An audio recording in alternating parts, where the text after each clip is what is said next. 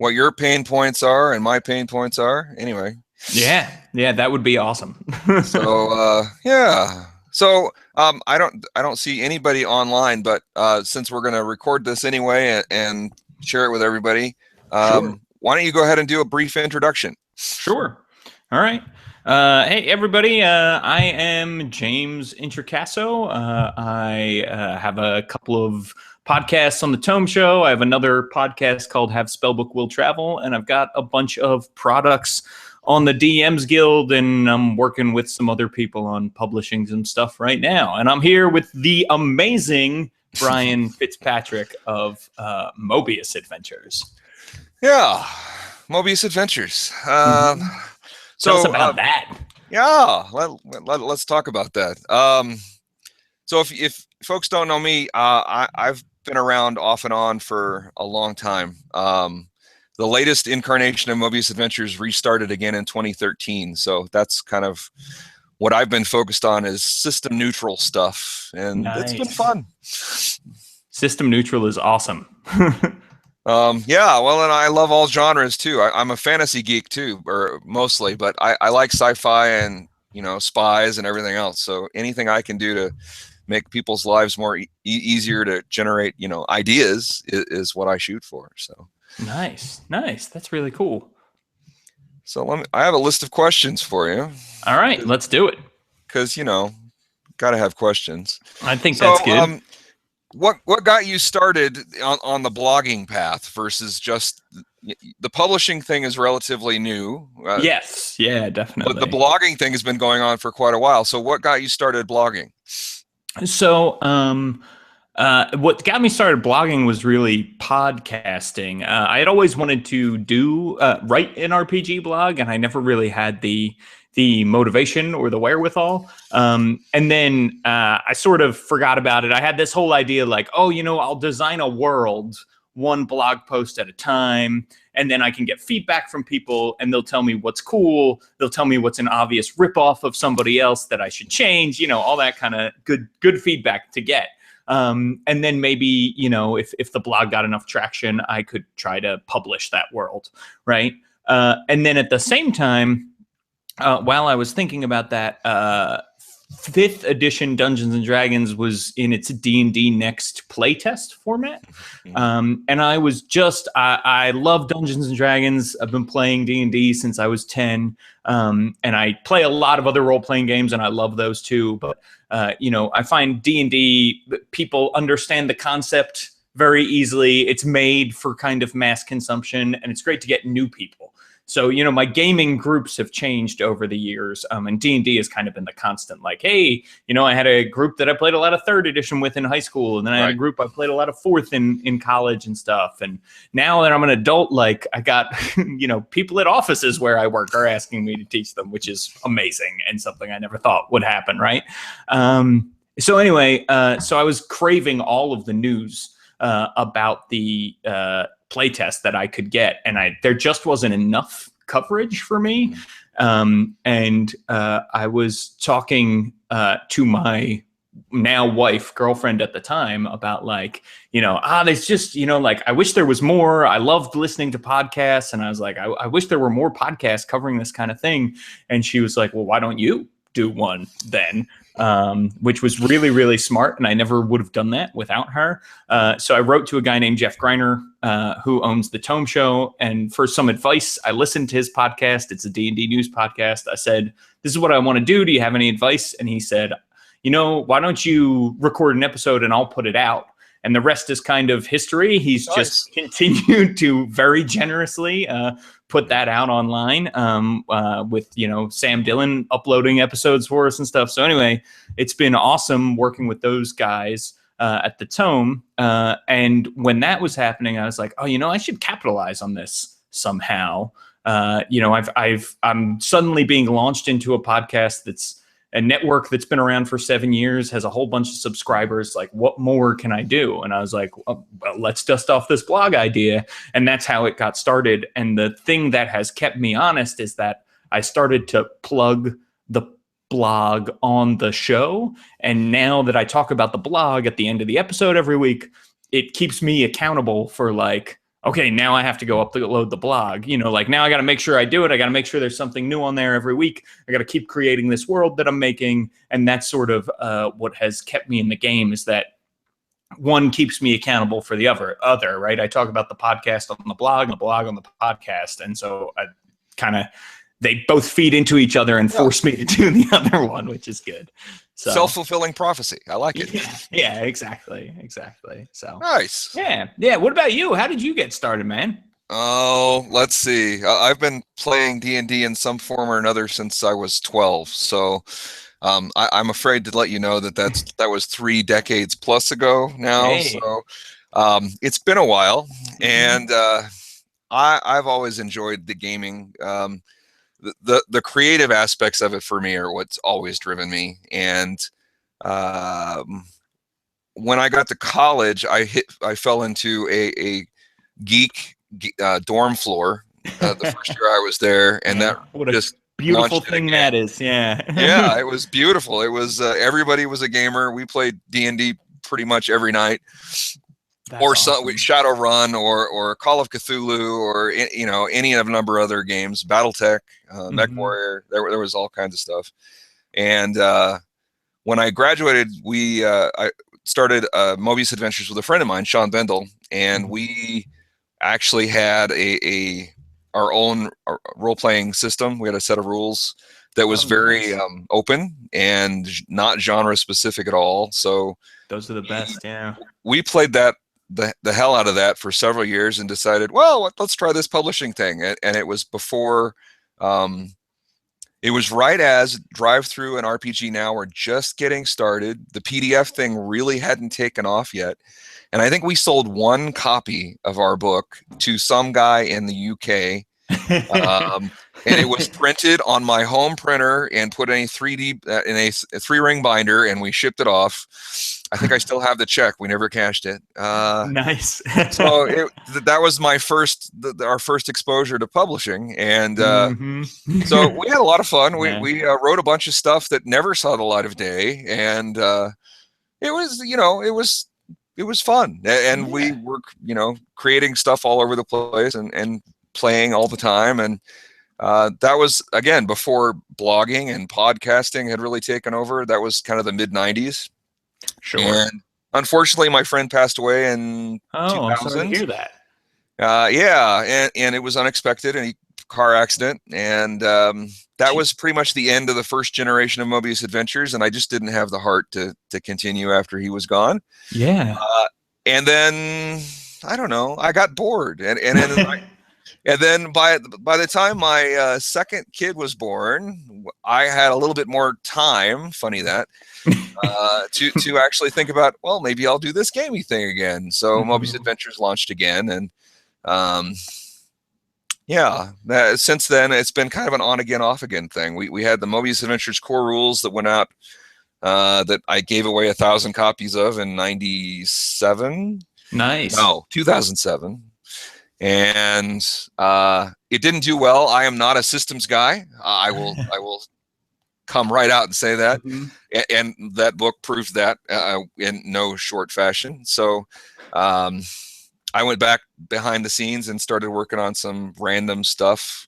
I don't know how long have you been playing D&D? Since I guess when I was 10, I started with 2nd edition. Okay, so you remember the DM's guide that had all of the random tables for rolling up a dungeon in the back, the appendix? Oh yeah. Yeah, I keep falling back to that. That's like my ultimate source of inspiration. Roll on that forever and come up with something different all the time. So. Infinite combinations, Exactly. Crazy. And that's kind of the Moebius Adventures way now.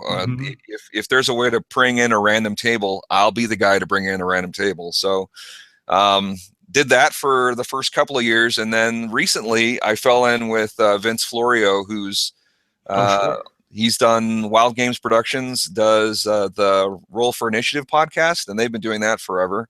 They have a bunch of podcasts that they do too, kind of like the Tome Show. Yeah, they're awesome. He roped me into doing Mazes and Perils, and awesome. That turned out really well. We've done really well with that in the last couple of months, and I'm looking forward to kind of continuing that. So we've kind of come full circle as far as Moebius Adventures gone, from writing a system to not doing systems at all to doing a few adventures, and now we're doing systems again. So yeah, it's been entertaining, and I still play. I play Dungeons and Dragons 4th edition with a group pretty regularly. I play 5th edition with my kids and some friends of the family. Nice. And want to do more 5th edition stuff. I really like 5e. Yeah, 5e is great. So I played a ton of 4th. I know a lot of people, 4th doesn't get a lot of love, but I played 2 full campaigns, level 1 through 30. Holy cow! Wow.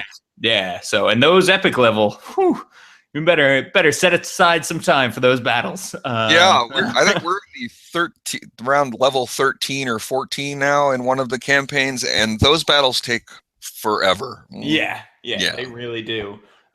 So, and there's things you can do to speed them up, but they can be really fun. As long as you're having a good time, it doesn't matter, right? How long a battle Yeah, is. exactly. So, so your podcasting and your world builder stuff, how did that lead into all your publishing stuff? And are you working with other folks on the publishing side?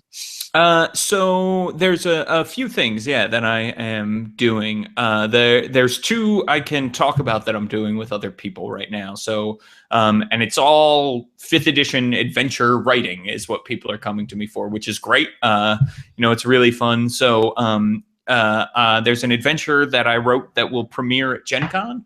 Nice. With Bald Man Games is producing it. So they, Wizards recently opened up the Adventurers League for people who host cons to create their own content in the realms. That is, a convention exclusive for 6 months and then goes on the DM's Guild. And Bald Man is the sort of the first person to do it. Sean Merwin is sort of heading up that for Bald Man. So I got to work with him. He is a great designer. He's been working on D&D since the 3rd edition days, and really knows the game, really knows the realms well, because he's been involved in organized play for a long time. So I wrote an adventure there. It's called Tales of Good and Evil, and it takes place in Melvaunt, which is like this big forge city in the Moonsea region of the realms, if anybody's familiar with that. And then the other thing is I wrote an adventure for Roll20. It's a starter adventure that sort of introduces you how to use a virtual table like Roll20, and also introduces new players to the 5th edition D&D rules. So that's the idea, is like, if you've never used Roll20, you've never played a role-playing game, this is the adventure that hopefully can get you started, and that should be coming out sometime soon. Nice. They don't have an exact date yet, but we're still putting the finishing touches on layout and art and everything. But it's getting close. And then and I guess the other thing is I'm working with John 4 on a adventure path that's all about this demonic plague in this valley that gets unleashed when a comet comes down and melts a glacier, and a demon that's been trapped under the ice gets free. It's really, really cool. So, but essentially what happened was, in January, Wizards finally announced the open gaming license. Right. And that has led me to a lot of opportunities working with people, and it's also when they launched the DM's Guild. And so my whole idea, the whole plan of the blog was oh yeah, when the OGL launches, I'll have my campaign setting book. It'll be ready to go.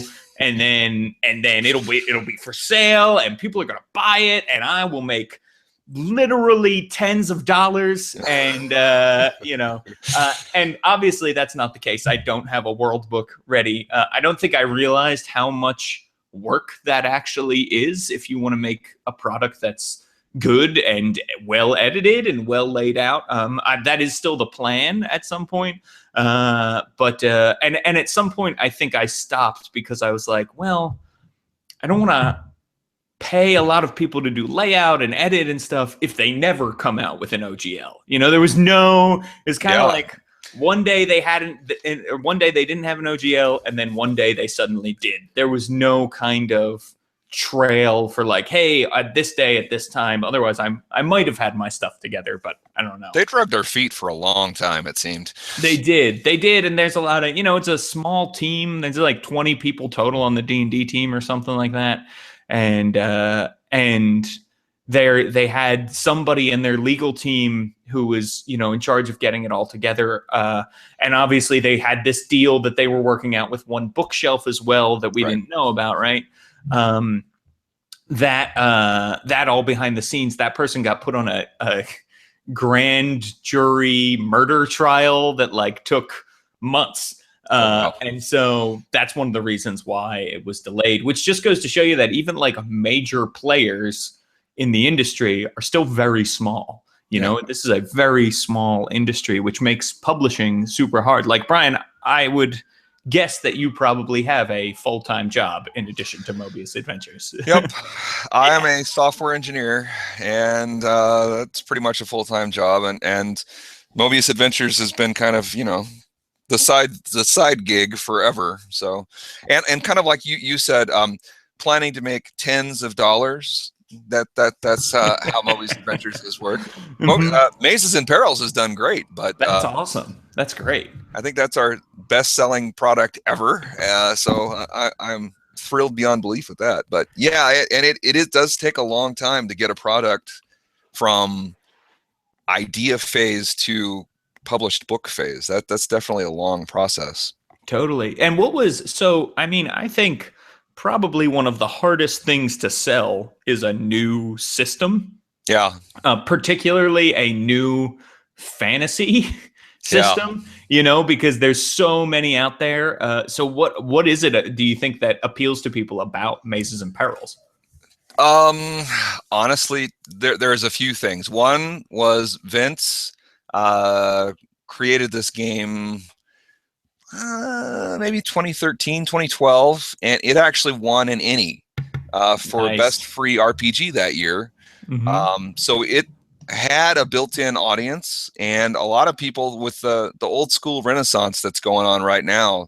I think that's a huge influence on on why we've had such success. People are kind of looking back at that older style of gaming versus, 5th edition.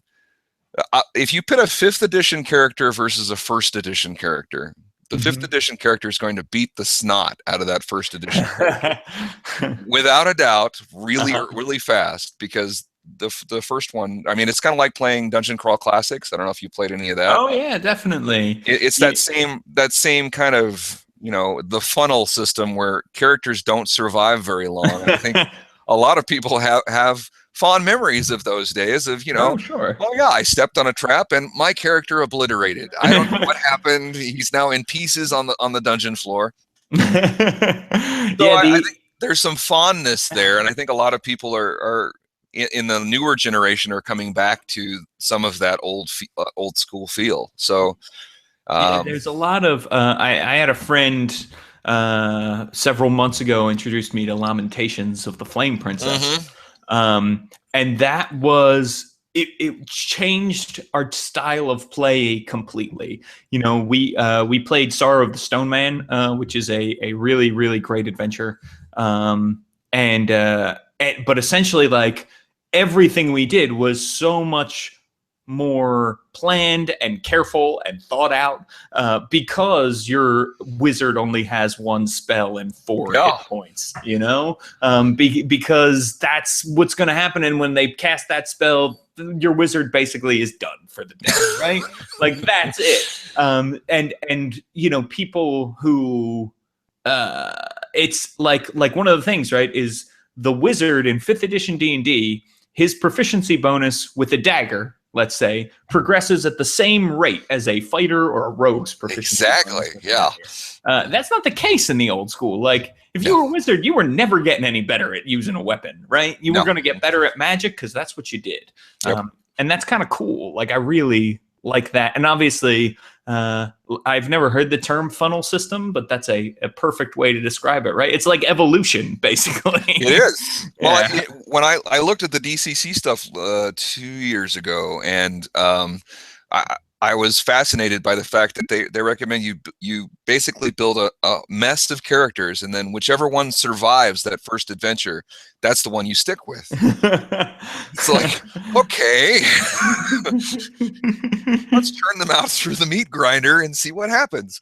Right, right. So is that what your game is like then?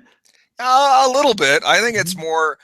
I remember second edition rules really fondly, and I kind of look at everything through the lens of 2E. So when I look at Mazes and Perils, these guys are very focused, and we're starting to add. We're about ready to release our first new character class for it, which is kind of an expansion called the Vile Witch. Nice. And she's nasty.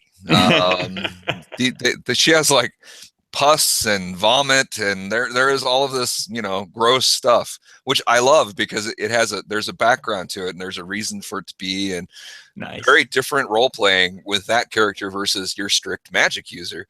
And I don't know, I think to a certain extent you have to play with a lot more caution in these older systems. You're not going to last very long if you only have 4 hit points as a first level character. Right. And, right. There is something to be said for that. If I'm playing with my kids, I like 5th edition because they're going to survive some of those stupid decisions. Exactly. Yeah. You don't want to kill that enjoyment right off.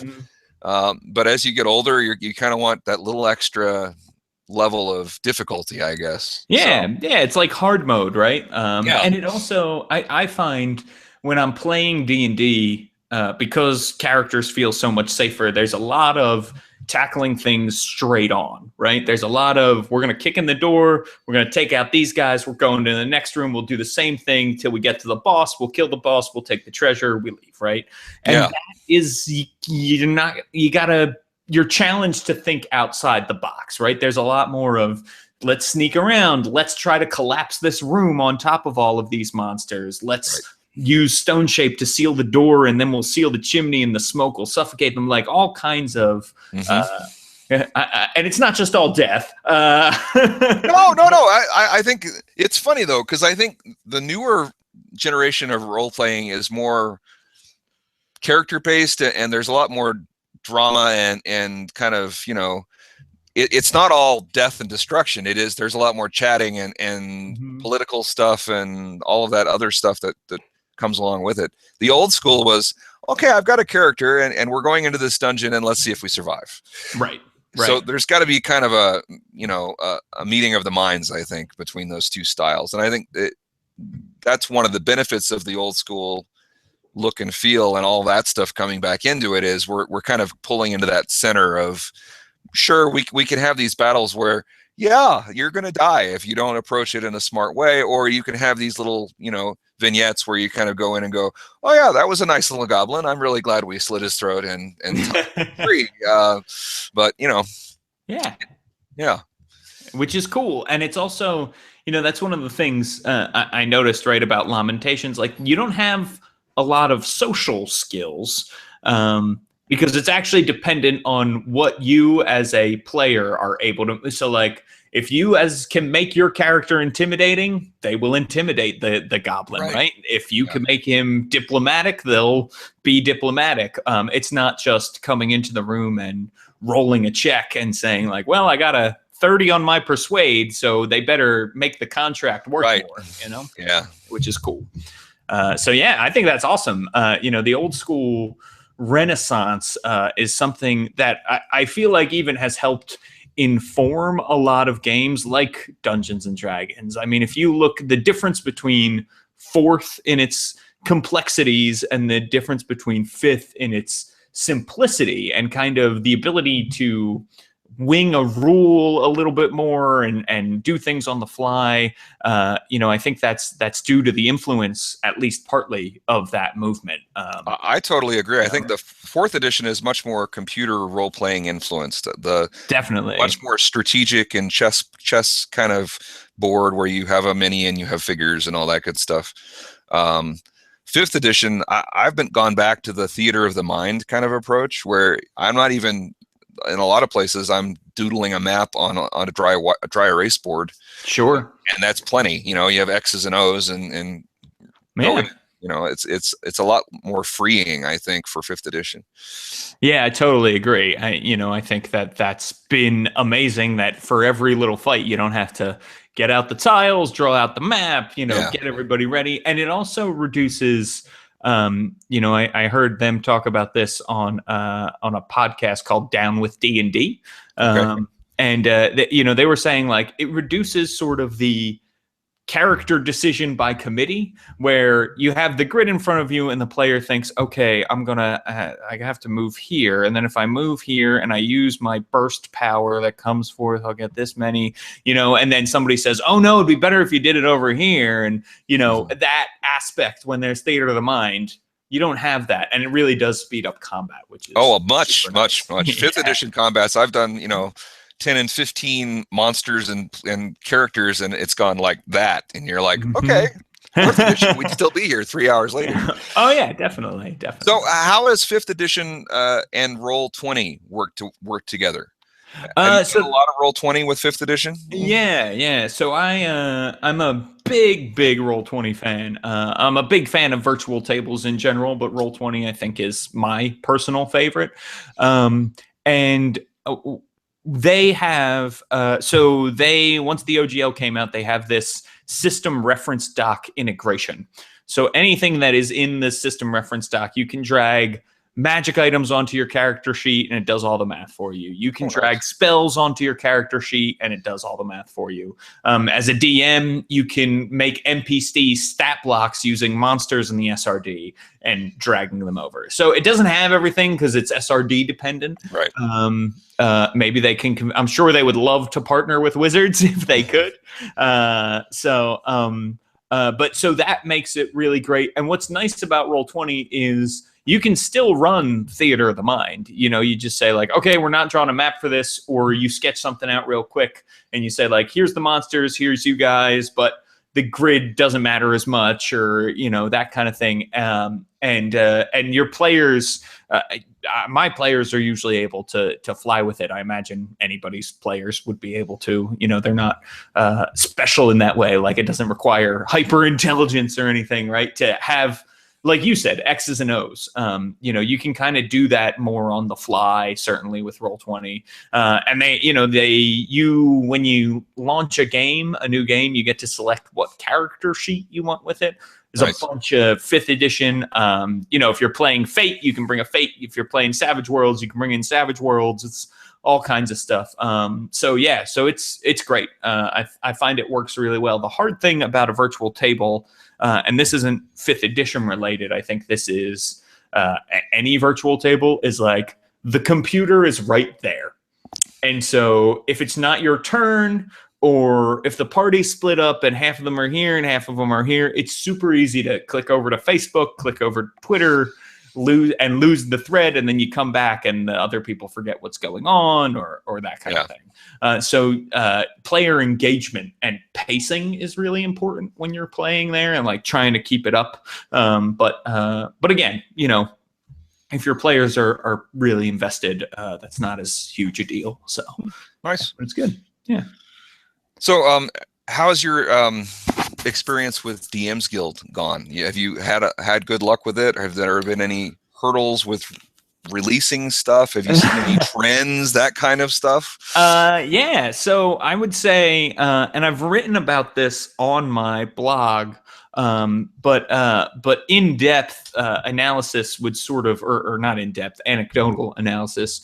I've released, let me see here, 8 products on the DM's Guild. And what I did was I took a lot of the content that was on my blog and made it look a little bit nicer in a PDF and edited it and everything, and then threw it up on the DM's Guild. And for those products, that's 7 of the products that are up there, I made them pay what you want. And the reason I made them pay what you want is because when I posted them on my blog, I said, these will be available forever for free. And I didn't want to, because I didn't know there was an OGL coming, again, all that kind of stuff. And I didn't want to renege on that promise, and say, haha, well, now that I have a place where I can sell this, and the reason I went DM's Guild rather than RPG Now for a lot of the products is because I knew that that's where Wizards of the Coast is looking for their organized play, adventure writers, and that kind of thing. So I thought, if I'm going to give it away for free anyway, I might as well put it in the place where I know or where Wizards say that they are looking. So that was kind of the rationale behind it. So I have noticed with those, I put up a couple of monster packets. So I have greater and elder elementals that I converted, so you can get bigger elementals for 5th edition because they don't have those. I took 4th edition's catastrophic dragons and I converted them into 5th. I took archons and converted them into 5th. And then some really big like spiders and dragon zombies and dread wraiths and stuff like that are all one product too. Nice. So those do fairly well as far as the purchasing department goes, because those are really DM only products. Those don't sell as well as the other products that I have. So the other products are my top seller, which has sold the most, but actually has made less money. So this is the weird part, right? That's the pay what you want thing. Yeah, exactly. So it's sold 709 copies. But it's made less money is 50 new magic items. And that's 709 people have paid for it. So yeah, and what that is it's a product. It's got exactly what it says in it: 50 new magic items that I sort of thought up and had put on the blog over the last 2 years, threw them into a PDF, and then I also included. Like you, I'm a big random tables fan. So I included if you want to play a real low magic campaign, you get into trouble at higher levels when you're fighting monsters that have damage reduction or then even damage immunities because to non-magical weapons. So these are, like I put a table of 100 weapon properties that are all very minor. They're not like they're worse than a +1 bonus to hit and damage.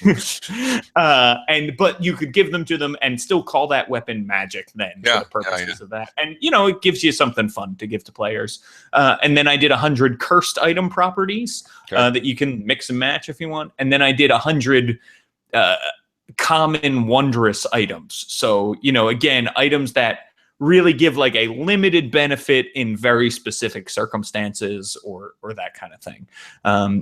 So anyway, that sold really well. The other one that has done well, this has made the most money, but has sold less units, is 15 new backgrounds, which it creates 15 new backgrounds for D&D. And that's like everything from their very normal player handbook backgrounds, like doctor and bomb maker and stuff like that, to some more fantastical. One of the things I was disappointed in 5th edition was I was like, where are like the fantastic backgrounds? Like, it's a fantasy world. So there's things like lycanthrope, like you were a werewolf at one point, right? Or my favorite one is dead.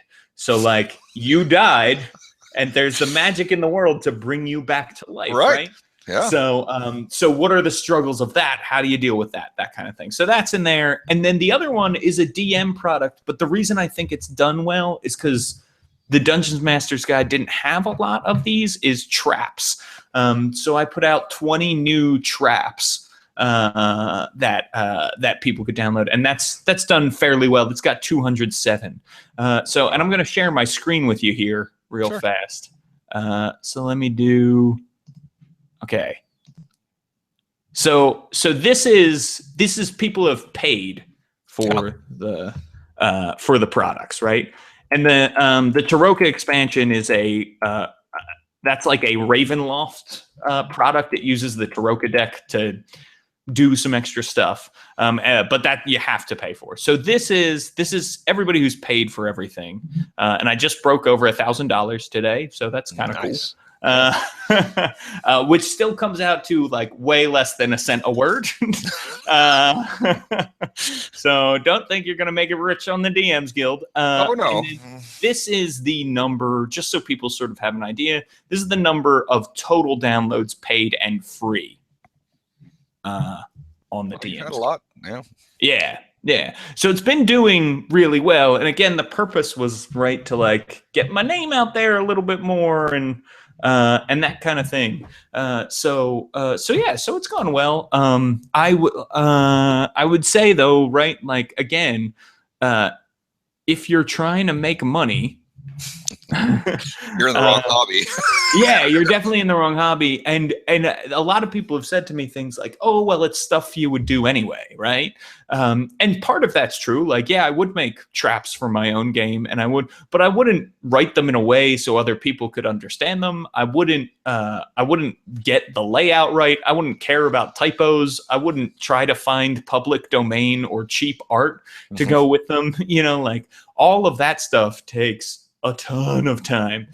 So you really do have to want to do it for a reason other than money and because you want to share your stuff and that kind of thing. And sure, getting paid is really, really nice. But yeah, it's crazy. So that's how it's been going. DMs Guild does look like it's a great place to share your stuff. Fifth edition is definitely where it's at right now. Yeah, it totally is, right? And the other thing that's cool about it is, and I find anything that goes on there in the future, this will be probably what I do because I want to save my other products for me, for me to put out on, because they take a bigger cut on the DMs Guild, but like. You can publish Forgotten Realms stuff and you can publish Ravenloft stuff on the guild now. And I assume like as they come out with other settings and adventures in other settings, they've said the plan is to add those to the DMs Guild. So like I'm super excited. I hope Eberron makes it in eventually, and I can write an Eberron adventure or that kind of thing. So that'd be sweet. Yeah. So that's how it's been going. How do you find sales are on? Because I've never used any of the other one bookshelf. Well,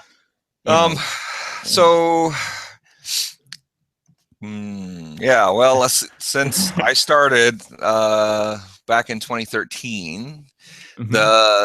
All the stuff pretty much that I've written has been more Dungeon Master kind of themed stuff. So it's been slow going and tough to get any kind of purchase. Right. You're not selling thousands of copies. You're dribs and drabs here and there. So selling, I think the first year that I was up, I think I made probably 20 products that year. But they were all very short, like 2 or 3, 5 pages. Nice. So $1 or $2 a piece. Some of them have done really well. Some of them have. None of them have done. I haven't seen anything near the numbers that you're seeing in the DMs Guild with some of your stuff. Gotcha. Which is okay. Like I said, I'm doing this for fun, and it's been interesting. So. Of course, and the question would be, do your products cost money, right? Because that's the thing is people are downloading my stuff, but the only reason is it's available for free. I don't think that many people.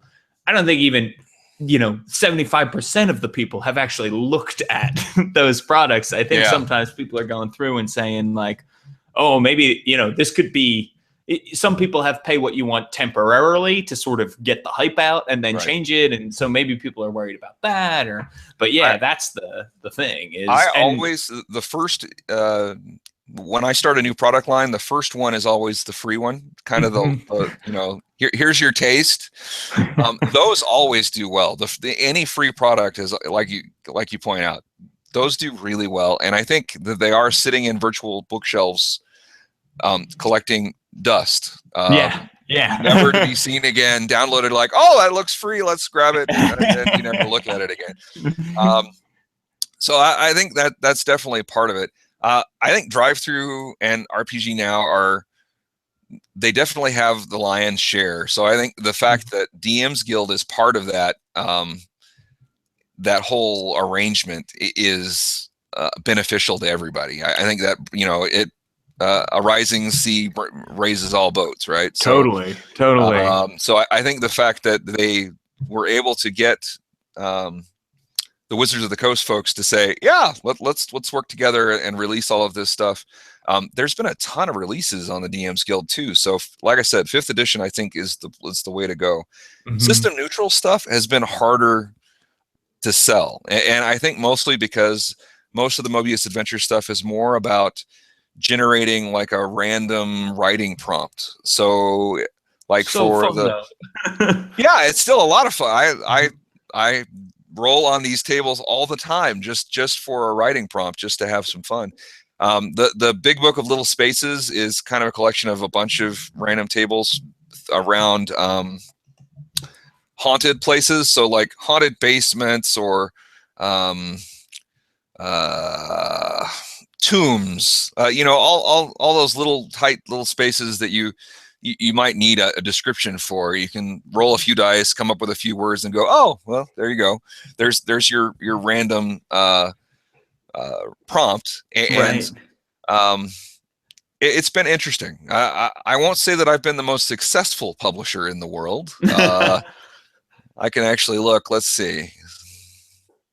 I haven't looked at my numbers, but so you started publishing for the DM's Guild in January? Is that when you released your first product? January, yeah, at the very, very end of January, like January 27th. So, and it was one of those things, like as soon as it dropped, because I was thinking it might fill up with a lot of content, I wanted to get my stuff on there soon. And yeah, it's a very strange thing. And I think what you're saying, right? System neutral stuff as a GM, I find system neutral stuff invaluable, because I can play an adventure in D&D, and then if I'm learning a new system, I can use a story I already know, right? Right. Or I can use a writing prompt method that I already am aware of, and then it's just the mechanics that are different. I feel like it's harder to sell players on system neutral stuff. It is, and I'm struggling with that a little bit. I have a new series that I've been working on called the Moebius MacGuffins. Nice. More or less, the new one that I'm working on is for blades, and you can randomly roll to generate a little bit of a backstory about a blade that you've picked up. And it may not have any magical, it may or may not have a magical flair to it, but sometimes the history of the item can be just as cool. So maybe your sword was found in an abandoned battlefield that was from battles 2,000 years ago or whatever, and it was known as the sword to kill all ogres, or something else, and you pick it up and you're awesome. Like, even if it just has that name, it has power, right? So as a player, I think some of that stuff can kind of encourage more role playing, and if the GM can encourage that from a player, and then they can work together to generate a little bit more backstory and maybe add some magical abilities over time or whatever. So I think there's definitely random stuff that would benefit a player, but getting the players to see that has been a challenge. So I've been enjoying, because when I started working with events last year, we generated a bunch of adventures. We did 2 different adventures for Swords and Wizardry White Box, which is another great OSR kind of system. And now we're redoing those for Mazes and Perils, of course, because it's ours, so we have to do that. Oh yeah, totally. But we had some good luck with those, and we've got some more adventures coming out. But I've been shocked by the amount of interest in Mazes and Perils. It looks great.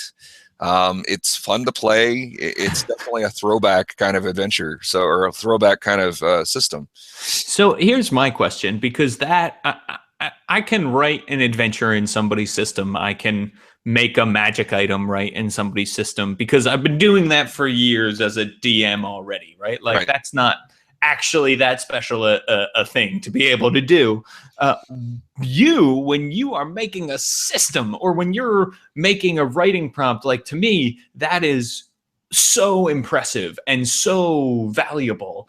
What made you want to make a new system? Because that intimidates me, because I always think like, oh yeah, I'd love to design a system, but I don't have an idea for it and I don't know what I want to make. And so I feel like designing one just for the sake of designing one doesn't feel like the right idea. Well, let me dissuade you from the idea that I came up with this system, because I did not.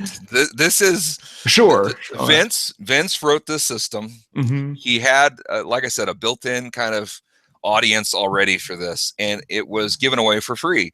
And when we talked about it, he wanted a new layout, he wanted better editing, all those things that you mentioned for your DM's products, going from the blog to your PDF. Right. We did the same process with this game. And what we discovered there were some issues that we fixed. There was things that weren't well explained, or there were errors in tables, or things were omitted and talked about but forgotten. So all we did was clean that up. And that process, I have to say, from starting from the free product to this lovely book, was 7 months of work. Wow. Okay. And that is this as a part-time job on the side, not doing it full time. I think it probably would have taken only 2 or 3 months to work through the issues that we did if I had been working on it full time. Sure. So let me turn that question around though. Okay. What do you use when you're creating your products? How do you take your blog and turn it into a PDF? Do you use InDesign, or are you using Microsoft Office? What are you using to create, Yeah, for the most part, I'm using Word, which is, again, that's another reason I'm not charging people for most of the products, is because it's an amateur layout job. It's, I'm not a layout person. I don't do a lot of print design. And so, but because I don't, because initially I was like, well, these are going to be pay what you want. Who knows? I didn't pay a layout person to go ahead and do those. It's something I think about, like, oh, well, now that they have made money, maybe I could hire a layout person and upload a new version and say to everybody, like, hey, there's a way better looking version now on your thing. So it's definitely something I'm thinking about, but I'm also thinking about using that money to fund the World Book, because that definitely needs a professional layout, right? And definitely needs art that I didn't find, through the British Public Library. Yes, which is a great source, by the way. It's awesome. Openclipart.org. That's also a great site. There are a bunch of them. It really is. Yeah, and people, if you're publishing, check that out. And I do, I get the occasional review that's like, this layout is the worst, or 3 stars or something, or 1 star for this.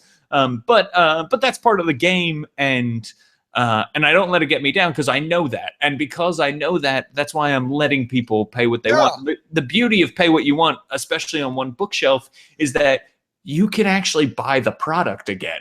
So if you buy it for free and decide like, oh, I did like this, I want to chip in on 50 cents, I want to throw, $1 this way, you're able to actually go back and do that. So, so I encourage people, not necessarily for me, but for other creators, if you ever got something for free and thought, oh man, I really wish I had paid something for that, go do that. You can do that.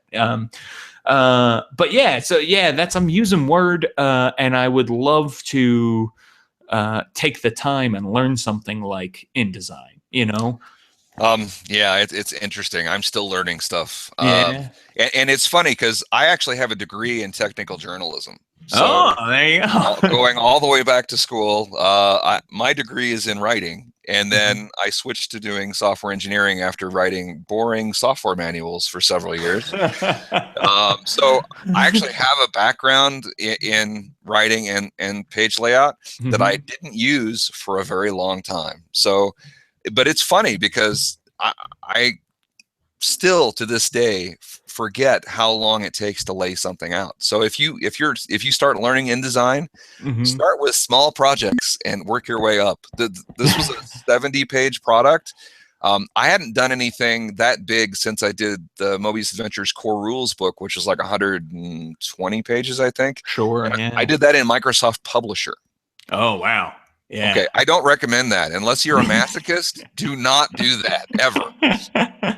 I know. InDesign is definitely the way to go, but the bigger the product, the more complicated it gets because you change one thing and then everything downstream is messed up. So exactly, it's an interesting process. So yeah. I did not. I will forswear any knowledge of system development. Okay, so.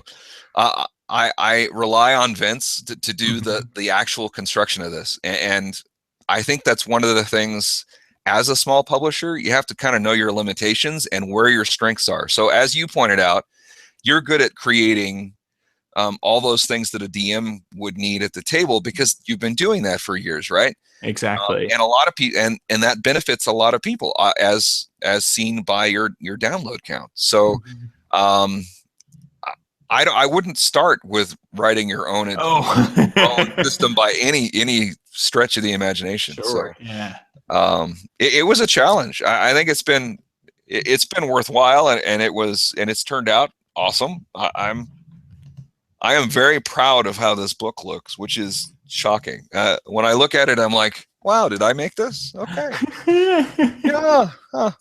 So I don't know. It is interesting. I struggled a lot going back into the system world, honestly, because adventures are short, maybe 20 to 30 pages. And most of the products that I've written are maybe 1 to 2 to 15 pages. Sure. Not a lot of longer products. So, well, and that's I think starting small, starting with something where you can see the light at the end of the tunnel, it has been helpful for me. Like going through all of this stuff, I'm glad I didn't try to actually jump right into making a world book because I feel like I would have worked 6 times as hard and have a product that was only a sixth as good as maybe what I could make now that I've done some smaller products. And, and that it's like finding that stuff out and also navigating how much does something like this cost? What is the industry standard? What do you want to pay people, to be able to help them out? Like that's, I know you could do layout for like 1 cent a word in some places. Some people just starting out are willing to work for that. And so figuring that out, I think is hard because then it's like, well, do I want to pay people 1 cent a word? I'd like to be able to pay people more, but anyway, is my, learning how to crunch the math on that. Well, okay, if I give them 2 cents a word, how many copies do I need to sell? Is that realistic? Am I going to be able to do that? Right. Yeah.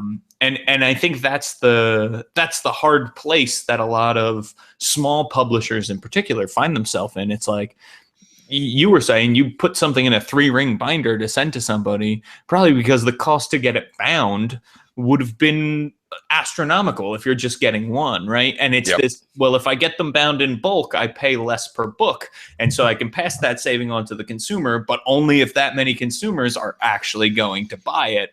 That's a scary thing for somebody who it also has another full-time job and a family and rent to pay and food to eat, so because you can't eat books. If you're left with a bunch of books, you're not going to be able to eat. But they're not very filling in the nutritional content, especially. So one of the things that I rely on a lot is, John Four and the role-playing tips world has been fantastic. Love John Four. He's amazing. Fred Hicks from Evil Hat has written some amazing stuff from behind the scenes as a small publisher.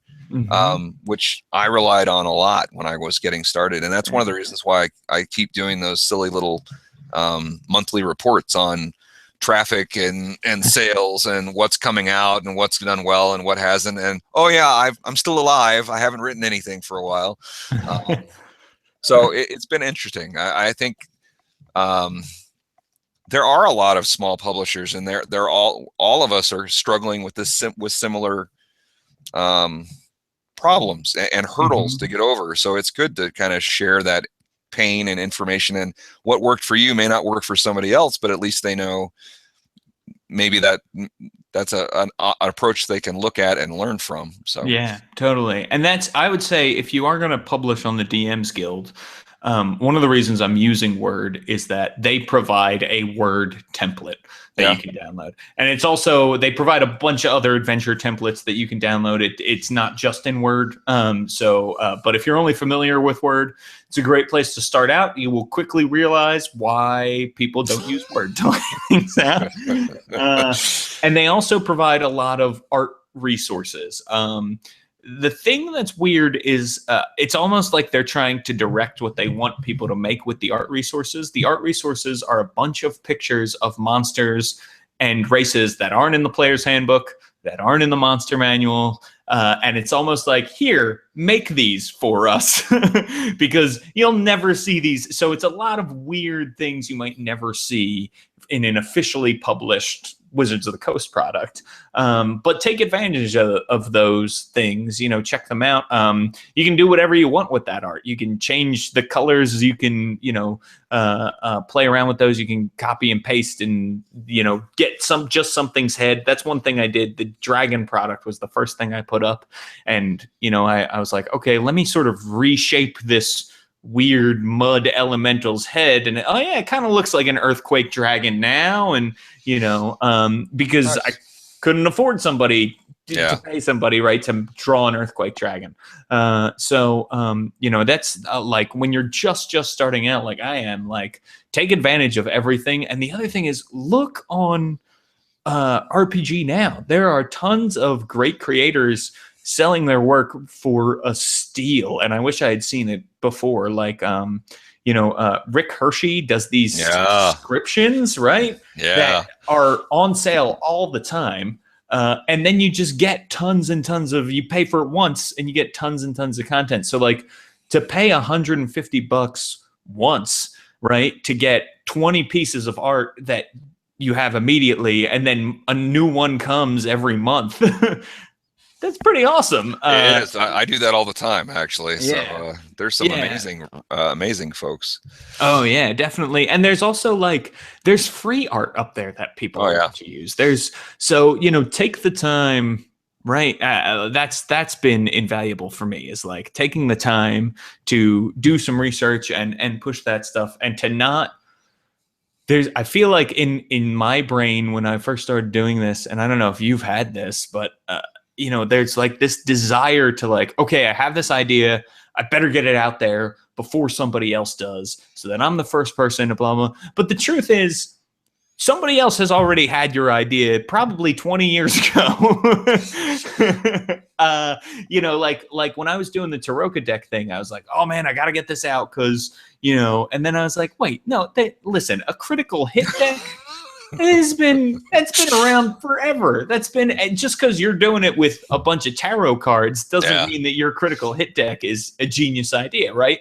And of course, somebody else had already gotten there on the DMs Guild, but I put mine up anyway. Like it's, I would say take the time, make your thing good, and don't rush it. That's a lesson I really had to learn, because there were a lot of things I put up at the beginning that had typos or layout mistakes that then I just, then somebody commented on, and now I had to go back, and now that comment's on the review, and,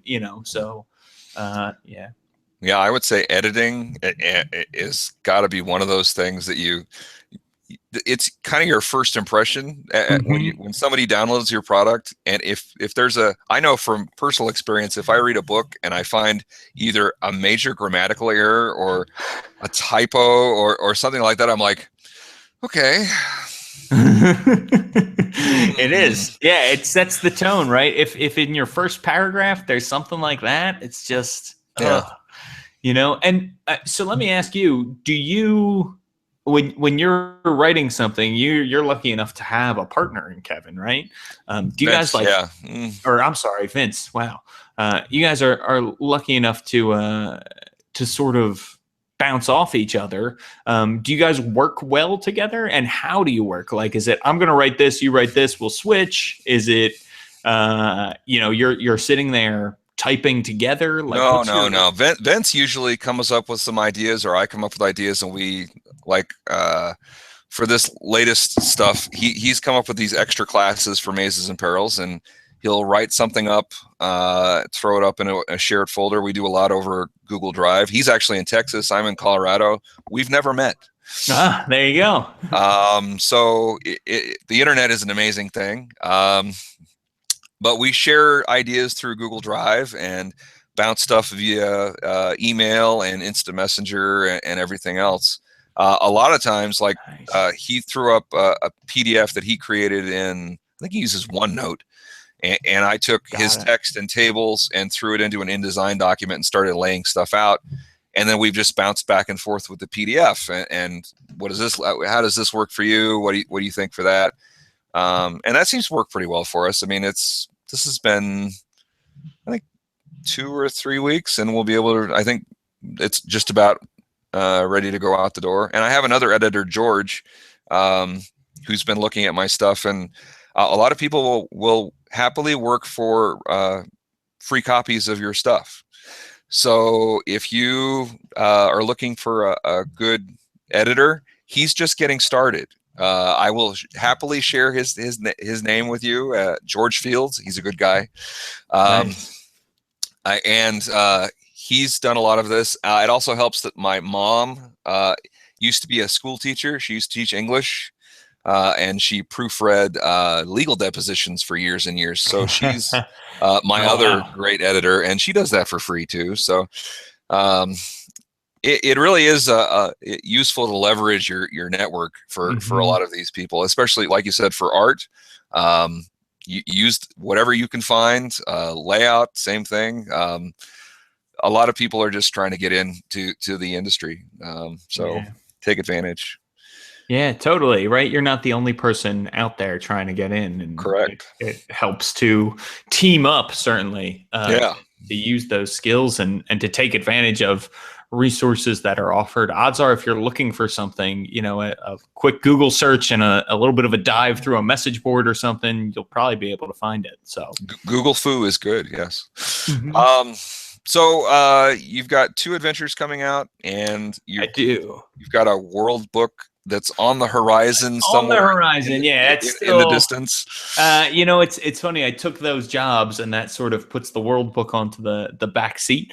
But I'm still writing about it. I'm still blogging about it, and it's the world that my players are playing in. So I'm trying to play test everything there, and it's kind of the whole idea is it's a fantasy world, and it's inspired by the age of discovery in our own world, right? So there's a big continent that was just discovered that has a huge blank spot in the middle. And the idea is, as a DM, there's all kinds of stuff happening over here in the explored world, right, that there's political intrigue, there's that kind of thing. But if, as a DM, you want your players to go somewhere else, or you have something from maybe an adventure from somewhere else, maybe a cool system neutral thing that you want to bring into the game, there's all these blank spots that you can drop stuff right into. Awesome. So, that's great.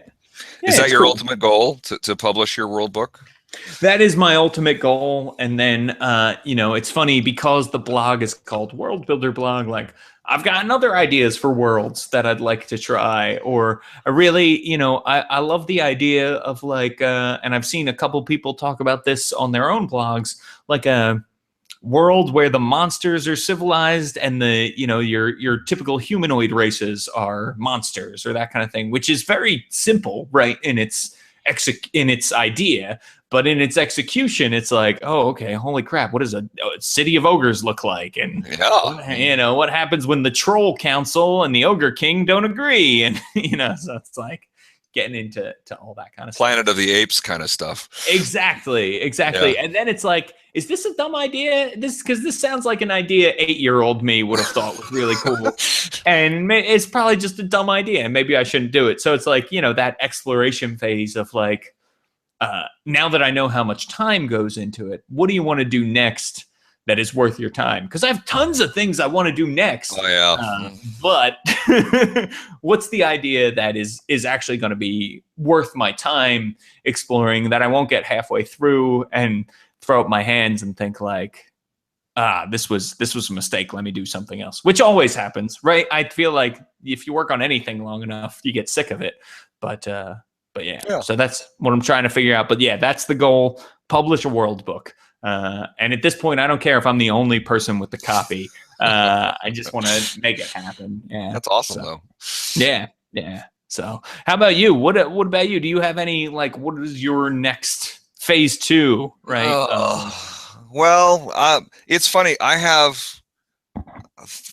don't even know. I have boxes and boxes of stuff from the first go round of Moebius Adventures. We had the Age of Phaedrus, which was like a traditional fantasy world with gnomes and dragons and everybody else, and that was awesome. We had Immortal's Wake, which was like this, like the Wheel of Time had the elemental weave kind of magic. Gotcha. It had it, and that's kind of Immortal's Wake was this. I don't know. It's like a disease that you got, and you could suddenly control an element of magic, and there were these interesting things going on in the world. It's warped. I like it. Nice. There was Covert Directives, which is like a spy book, and we had ideas on doing like cyberpunk kind of stuff, and so I'm still mining the first go around of Moebius Adventures for stuff. And Mazes and Perils actually gives me a great platform to kind of launch a lot of that stuff forward. I don't have to worry about the system as much. I can kind of bring that bubble, that world, and spells and all of that stuff up to the surface. I'm just fascinated. I love magic, so I'm fascinated by all the different aspects of magic with summoning and demons and I don't know what else. So I'm a mess. Idea what's next. Vince is keeping me pretty busy. He keeps throwing stuff in the folder like, here's another class to work on. So I've got a lot of stuff to work on. The one that I think that I want to finish, I did 2 Snakes themes adventures. There was the Snake's Heart and there was Serpents Below. And they both deal with this amorphous serpent queen. She's like this banished goddess. And I have a beautiful piece of art from Del Tiegler, which is amazing. That is this multi-headed serpent goddess that's come to life. And I have not been able to, I've been mentally blocked on writing Revenge of the Serpent Queen, which is the 3rd and final adventure in this series. But I have this art that I have to write up to, and I can't quite bring myself. I don't know what there is about the block, but I got to get this done. Yeah. That sounds awesome. And serpents are always very cool. They freak me out, man. Yeah, I'm not a big snakes fan either. No. I don't like things with no legs, and I don't like things with too many legs. If you've got 8 or more, you got to go. So I'm a big non-spider fan as well, which is why I always work them into stuff because I like. Like Batman, I want people to fear what I fear. Awesome. I'm looking over at the Q&A. It looks like maybe we have a couple of questions here, actually. Oh, well, let me get back over there. Let me see. I'm sure some of these we probably actually already have answered. Let's see. Questions. All right. Wow. All right. Mm-hmm. So I'm writing a massive book. Small as a demo. That's a good question. Yeah. What do you think? I think people like to see, see free stuff. It probably depends on what you're doing. I think if it's something like an adventure, that's always great for somebody to get a taste of it and then say like, oh, I want to play more. If it's a product like a bunch of player options or that kind of thing, you might just be fine with the preview that one bookshelf lets you put in stuff. I don't know. What do you think? I would agree with you. I think it just depends on how much you want to offer. There is I do like the lost leader approach as far as offering a sample of something and then working on that theme going forward. Yeah. But if it's a massive book, I would just write the book and then market the hell out of it with blog posts and podcasts too. So spreading the word, I think, as much as possible, and then also offering that little preview of what it is you're offering. Yeah. So Mark Ross, if you're still listening, let us know what you're making, man. I'd love to hear about it. Love to help you promote it. So be really cool. All right, let's see. Someone seems like low 1000s is the number for lots of products. I wonder what would be required to hit 5,000 sold instead of 500 for a product, especially a large one. Any insight? Ooh. I think if we knew. I agree. I totally agree. I don't know.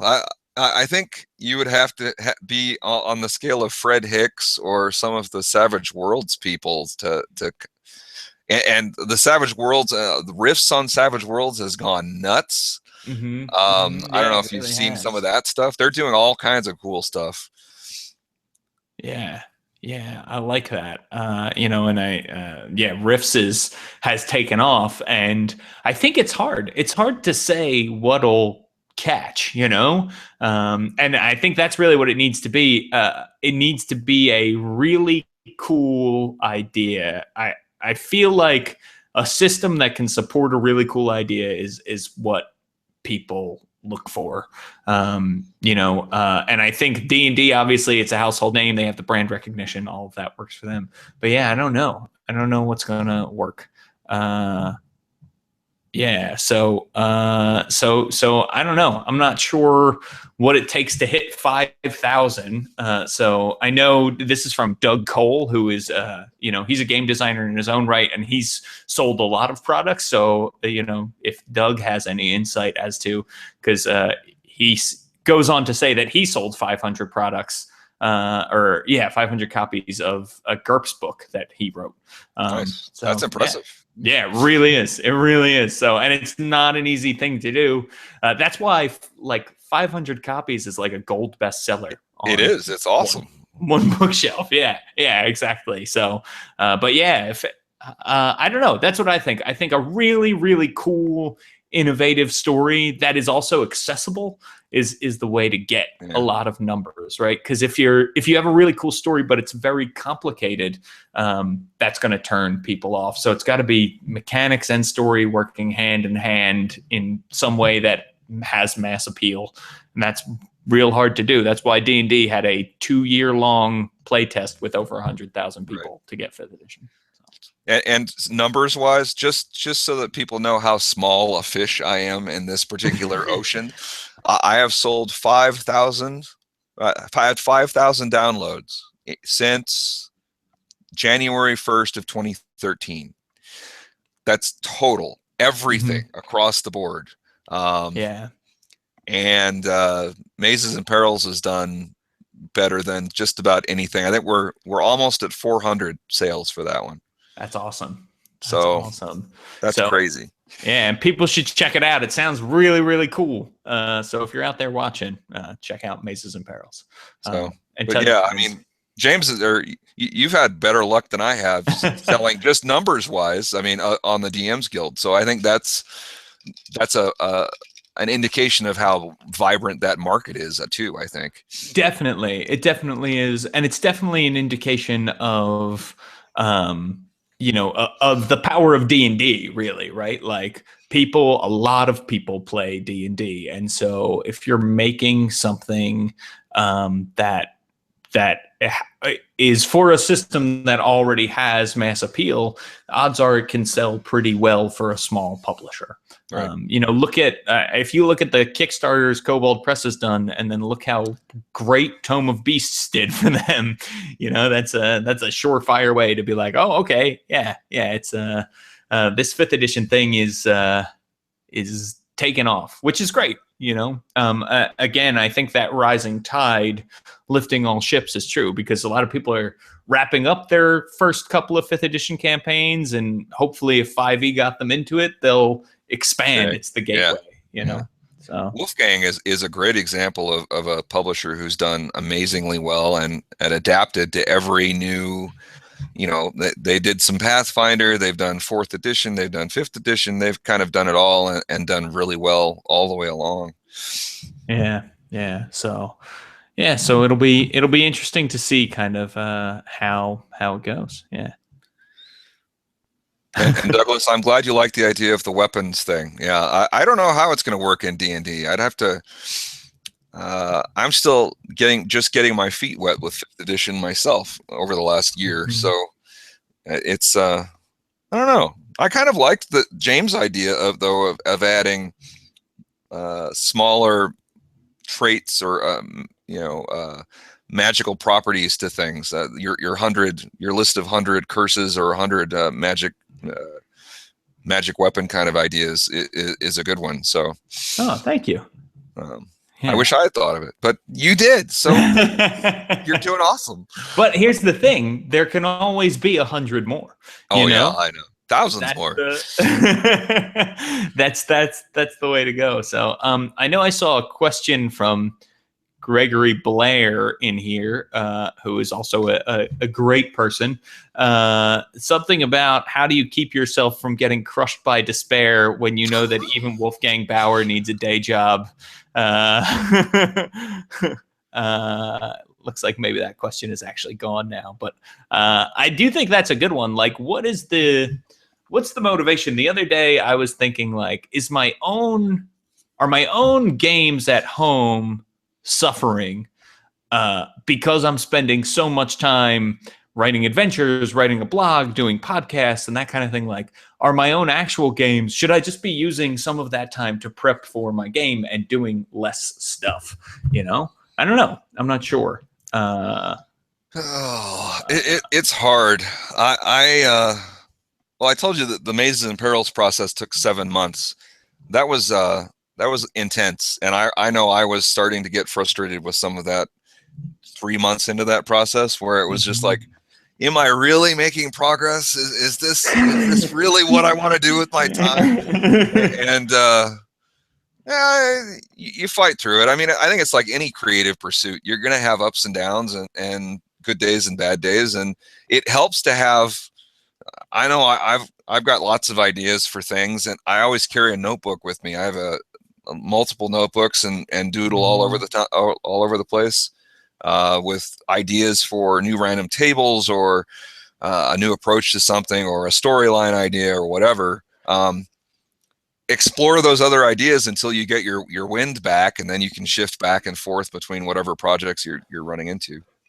Yeah, totally. And I do think, the notebook thing is awesome, but if you find yourself with an idea striking and you don't have a notebook, this little guy has a notepad app on it, and everybody's got one in their pocket. So, go ahead. I think voice recordings work really well too, especially when you're in the car. Just like the old voice, like a old Vodafone, not a Vodafone. Wow, that's really old. That's even older than me. But I think that there's all sorts of stuff where you could actually talk out your stuff, and it would actually convert it to text when you're done. So something to look at. Yeah, I don't know. And so I don't know. I think the other half of that question is like, how big do you think you have to be to do this as a job? And I guess it's for a lot of people, it's when Paizo or WotC eventually calls, right? Like that's the. I don't know. I've talked to Steve Russell, who runs Right Publishing, and I guess it took him a couple of years to get Right Publishing to the point where he could do it as a full-time job. So there are people who are doing it as a full-time job, which I think is amazing and better than I'm doing. I don't know that I could. I don't know that I'm ever going to see that kind of success, which is okay with me. My goals are, I have to have fun, and I would like to make enough money that the products pay for themselves. So exactly, if it's self-serving and it's making enough money to keep me afloat, then I'm doing all right. So yeah, I think that's that's sort of my philosophy too, right? Is like, would it be nice to be able to do this full time? Maybe. It does seem like those guys you really have to break your back to do it. And a lot of people who do this full time have a spouse with very good benefits. That certainly doesn't hurt if you have somebody bringing in the health insurance or whatever. And I love what I do for my day job. So that's definitely part of it, as well as like, it helps to have a good day job that you also like, just like any aspect of your life. If you like what you do, you'll be a lot happier doing everything else. Totally agree. Yeah. So, but yeah, it's possible. It takes a lot of hard work. Cause now I'm thinking of other people who I definitely know, do this. Mike Mylar, right? He's full-time. Yeah. And there's other people. And Wolfgang, Wolfgang it certainly has another full-time gig. It's questionable. It's also kind of about like, how much money do you want to make? How much money do you need to make? Where do you live? All of those factor into it. He's got children as well. And those things cost money. Really? Yeah. So I hear. So, so that's, I think that's all stuff to consider, but yeah, for me, right, it's the same thing. Is I don't necessarily have a goal of, let this be full time for me. I have a goal of, I want to make stuff. I want people to check it out. I'd like the products to make their money back. And I want to be engaged with this great community of people. So, yeah, agreed. Yeah. So Douglas asked, let's see. Wow. Scrolling through this Q&A is entertaining. There's a lot of dictaphone. Oh yeah, dictaphone. That might have been one of them. Yeah. Evernote, that's a great, I use Evernote a lot. Mm-hmm. Yeah, I just started using it on my iPad and computer, everything. Yeah, it's all synced up. Yeah. Please do not pay a layout person unless you are going to set a real price. Invest in new print products, not your old ones. Yeah, I can kind of see that. Sure. I mean, you were talking about maybe doing different layout. I'm actually looking at doing better layout for some of the adventures we just released last year, to put them in the new format and add additional stats for like Pathfinder or 5th edition, and start to develop some of those markets as well. Sure. So there are reasons to redo them. Yeah. Well, and I think part of it again is, if you're doing it at least partially for yourself and you're not satisfied with a product, it does make sense to go back if you can afford that, and if the product has made the money to do that. I don't recommend, if you've had a product that's been out for a year and has only sold one copy, redoing the layout isn't necessarily going to save it, right? Right. Totally agree. So, but but that's good, Greg. Greg reads a lot of my products. He's kind of my unofficial blog editor, which is very good. So I will take that advice to heart, Greg. So, what do you guys think about at-cost print-on-demand coupons for fulfillment of upgraded RPG options? I get why people do them, for sure. I think people do them because at the time of a Kickstarter, or really Kickstarters, right, is where you see those a lot. Yeah. It's because people aren't sure what their price is going to be for, right? That's kind of what it is. It's like, I don't actually know how much it's going to cost for me to get this book printed. And so this is the reason I'm offering this, because prices can change and go up if I'm getting it printed overseas, if I'm getting it, that kind of thing. That's how I've always had it explained to me, but you've actually done some printing. Yeah, so the print on demand is interesting. The first book we did through Lulu, and that's a little more expensive as far as the print, the publisher cost than going through drive-through right now. But I think print on demand overall has improved a ton in the last 10 years. So I think as far as fulfillment of upgraded, I've never done a Kickstarter, so I don't have an opinion on that. I think print on demand, if you've got the wherewithal to create a great book that looks good printed, go for it. I think the barrier of entry is really low as far as publisher cost, especially through like drive-through. Well, so talk to me a little bit. You said you've never done a Kickstarter.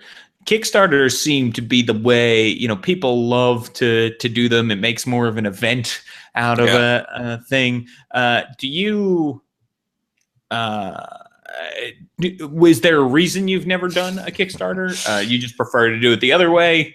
I am afraid of success. Let's a lot of people are afraid of failure. I've failed a lot. I am okay with failure. The success part, I don't know. I've talked with certain people. Steve Russell at Wright Publishing actually encouraged me to do a Kickstarter a couple of years ago with some of the Insta NPC stuff that we've done. I was talking with another guy who suggested it for updating some of the older adventures that we've been doing, and some different ways of doing that. I just don't know. I am afraid that if it goes well, I'm going to have too much to do and not enough time to do it in, and ultimately I think that's going to be the killer. I've seen some Kickstarters have done really well and then dragged on for years, and I don't want to do that to anybody. It's not fair to the people who sponsor the Kickstarter, and it gets the burnout. I think is a serious factor when you start dragging it out. So I don't know. I've toyed with the idea. I just haven't jumped in. Right. Yeah, that makes perfect sense. Cool. I mean, I think for me is the same thing. Like, I have a fear of Kickstarters are a lot of work, and I have a fear that work could not pay off, and I don't know how to set the goals correctly, and it's figuring all that out, and then the work that comes after. So there's a lot of work involved, setup and breakdown, in addition to all the things you would normally do to get a product out, which is a lot of work. So, which I think it could be beneficial, and it definitely builds your customer base in a different way than you would through drive-through or DM's Guild. So from that perspective, it makes a lot of sense. I don't know. I'm hesitant.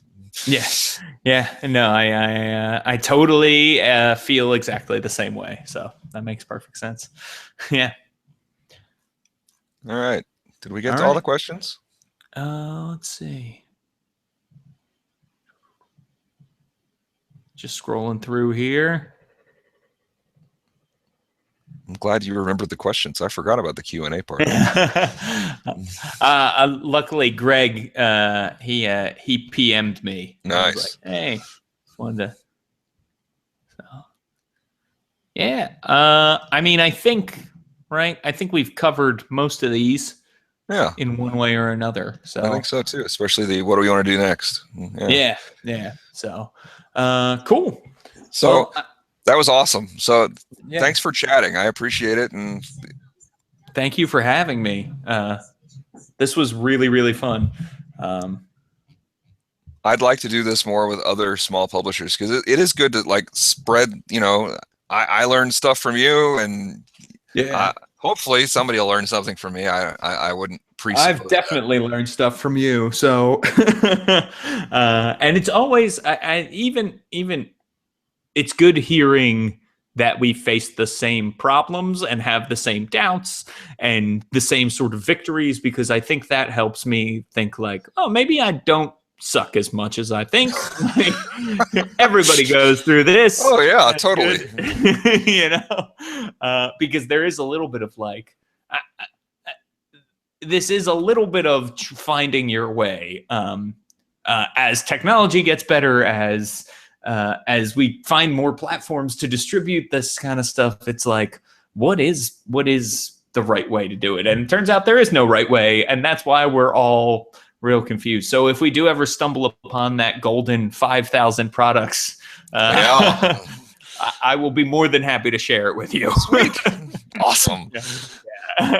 All right. Well, thanks, James. Yeah, thanks for having me, Brian. Yeah. And maybe we'll do this again down the line. And if you need a podcast guest, give me a holler. Absolutely. Yeah. You were welcome on the round table anytime. So we'll set that up soon. Sweet.